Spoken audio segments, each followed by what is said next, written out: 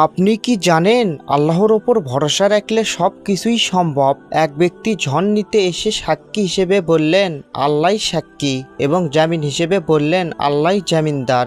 নির্দিষ্ট দিনে ঝড় শোধ করার জন্য সমুদ্রের ঘাটে এসে কোনো নৌকা পেল না। সে ভাবল আল্লাহকে জামিন দিয়েছি, আমানত রক্ষা করতে হবে। তখন লোকটি একটি কাঠের টুকরা 1000 দিনার এবং একটি চিঠি ঢুকিয়ে সমুদ্রে ভাসিয়ে দিল। সে আল্লাহর কাছে প্রার্থনা করল, হে আল্লাহ, তুমি আমার জামিন, এই আমানত তোমার কাছে সঁপে দিলাম। অন্যদিকে ঝড়দাতা তীরে এসে অপেক্ষা করছিল। তিনি দেখলেন একটি কাঠ ভেসে এসেছে। কাঠটি ভাঙতেই তিনি অবাক। ভেতরে দিনার এবং চিঠি। আমানত আল্লাহ নিজে পৌঁছে দিয়েছেন। এই ঘটনা প্রমাণ করে আল্লাহর ওপর ভরসা রাখলে আল্লাহ এমনভাবে সাহায্য করেন আপনি কল্পনাও করতে পারবেন না।